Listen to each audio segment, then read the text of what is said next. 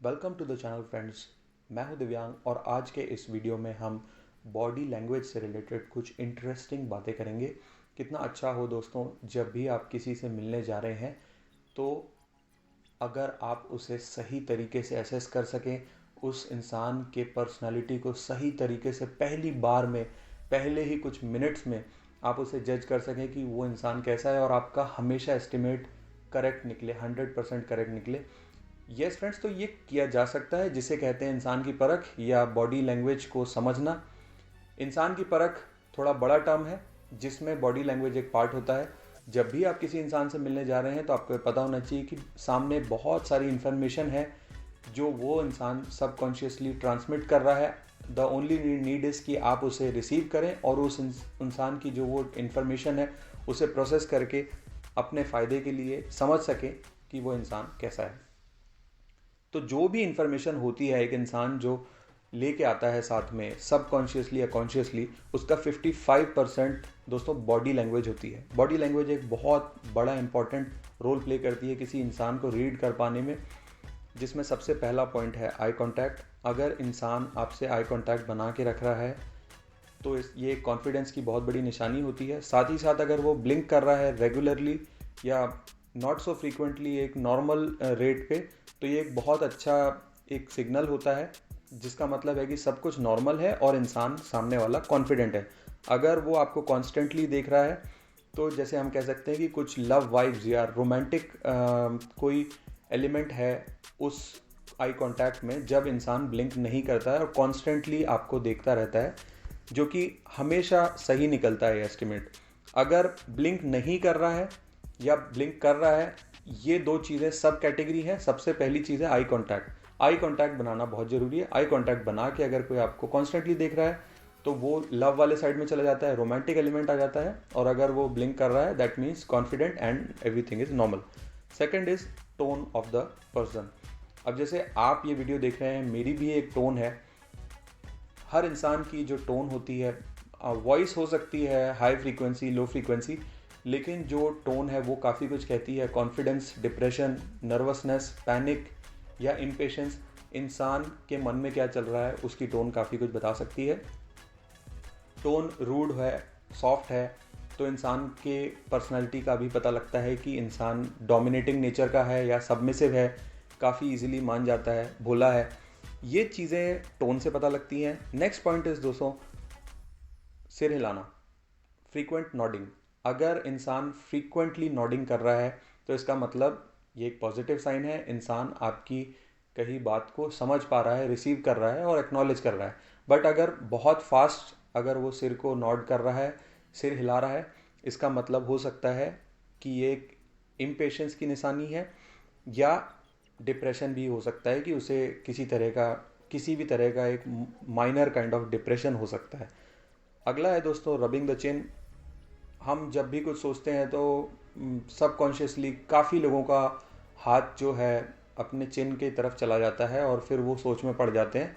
तो अगर कोई इंसान आके आपसे इस तरह का अगर बॉडी लैंग्वेज कर रहा है, इसका मतलब वो आपकी बातों को समझ नहीं पा रहा है और वो कुछ और थॉट्स में है या आपको लेकर डाउटफुल है, आपके ऊपर ट्रस्ट नहीं कर पा रहा है। जब भी उसके हाथ या फिंगर्स अगर चिन को रब कर रहे हैं, आपकी ठुड्डी को रब कर रहे हैं, तो इसका मतलब यही है कि वो डाउटफुल है या आपके ऊपर ट्रस्ट नहीं कर पा रहा है। अगला है सबसे इम्पॉर्टेंट पॉइंट, और जिसमें मैं बहुत ही ज़्यादा बिलीव करता हूँ, वो है हैंडशेक। हैंडशेक हमेशा बता देता है कि इंसान की पर्सनैलिटी क्या है। अगर हैंडशेक सॉफ्ट हो तो इंसान सबमिसिव है, इंसान आपकी बातों को ईज़िली मान जाएगा या वो हाँ में हाँ या ना में ना भरने वाला इंसान है। दूसरा, अगर बहुत ही हार्ड हैंडशेक है, कभी कभी लोग ऐसा हैंडशेक करते हैं जिससे दूसरे का हाथ दर्द होने लगता है, इसका मतलब कि वो बॉसी और डोमिनेटिंग है। फिर लॉन्ग और शॉर्ट ड्यूरेशन ऑफ हैंडशेक भी बहुत मैटर करता है। अगर खूब लंबे टाइम के लिए किसी ने आपके साथ हैंडशेक किया है, इसका मतलब अगेन कि वो he is looking for trust. उसको किसी उसके साथ ट्रस्ट इश्यूज़ हैं, उसको उसके बिहेवियर में कुछ समथिंग इज़ एबनॉर्मल, कुछ नॉर्मल नहीं लगता। और अगर बहुत ही शॉर्ट हो तो इसका मतलब ये भी हो सकता है, इन if not every time, but sometimes ये हो सकता है ज़रूर कि अगर किसी ने बहुत ही शॉर्ट हैंडशेक किया आपके साथ, इसका मतलब कि वो जल्दी में है। 6th पॉइंट इज़ लीनिंग इन और लीनिंग आउट। अगर कोई आपकी तरफ हल्का सा झुक के अगर बात कर रहा है, इसका मतलब वो आपकी रिस्पेक्ट कर रहे हैं जो आप कह रहे हैं और आपकी बातों को पूरा भरोसे के साथ सुन रहे हैं। अगर लीन आउट कर रहे हैं, अगर आपसे उनका जो अपर बॉडी पार्ट है, अगर उनका जो बॉडी का जो अपर हिस्सा है, अगर वो थोड़ा सा पीछे की तरफ अगर झुका के और पीछे की तरफ आपसे दूर ले जा रहे हैं, इसका मतलब वो आपकी बातों से सहमत नहीं है, उनको आपके साथ ट्रस्ट इश्यूज़ हैं आप और रिस्पेक्ट नहीं है। आप दोनों के कॉन्वर्सेशन में, आप दोनों के रिलेशन में अभी रिस्पेक्ट इस्टेब्लिश नहीं हो पाया है। Next point friends, crossing the legs and crossing the arms. अगर हाथ फोल्ड करके आपसे कोई बात कर रहा है, इसका मतलब ये फिजिकल बैरियर होता है, दे डू नॉट अग्री। ये एक बहुत बड़ा बॉडी लैंग्वेज का साइन होता है कि वो आपकी बातों के साथ अग्री नहीं करते और ऐसे लोगों को मनाना मुश्किल होता है। ये लोग किसी के ऊपर भी बड़ी आसानी से ट्रस्ट नहीं करते, इनको लोगों के ऊपर ट्रस्ट करने में काफ़ी टाइम लगता है।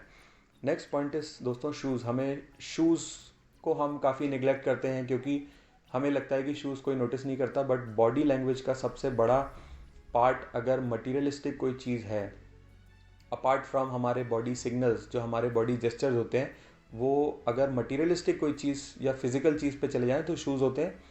शूज़ डिफरेंट डिफरेंट टाइप के होते हैं।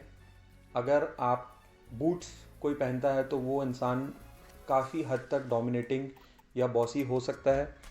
अगेन डिपेंडिंग ऑन क्लाइमेट, या आप दुनिया के कौन से एरिया में रहते हैं, कौन से पार्ट में रहते हैं, डिपेंड करता है। कुछ लोग ठंड से बचने के लिए बूट पहनते हैं, उन लोगों की बातें यहाँ नहीं हो रही हैं। बट जनरली जो नॉर्मली 12 महीने जो बड़े सोल वाले और मोटे सोल वाले जूते पहनते हैं, वो उनको देखा गया है कि वो काफ़ी डोमिनेटिंग होते हैं। देन लास्ट पॉइंट दोस्तों इज़ अपीयरेंस, जिसमें होता है कि अगर क्रिएटिव कोई इंसान है या आर्ट एंड क्राफ्ट की फील्ड में है या क्रिएटिव माइंड है, तो वो लोग ज़्यादातर शैबी या अपने अपीयरेंस के ऊपर ज़्यादा ध्यान नहीं देते हैं। अगर कोई हाईली प्रोफेशनल है, जिसको डिटेल ओरिएंटेड पर्सन जिसे कहते हैं, कि जिसको बहुत ही छोटी छोटी चीज़ों को परफेक्ट करना या परफेक्शनिस्ट जिसे कहते हैं, जैसे हम इंडिया में हम आमिर खान को काफ़ी परफेक्शनिस्ट के टर्म से रिलेट करते हैं आए हैं, वो है कि नहीं हमें नहीं पता, बट हम आमिर खान को परफेक्शनिस्ट के टर्म से काफ़ी हम उसे जोड़ते आए हैं।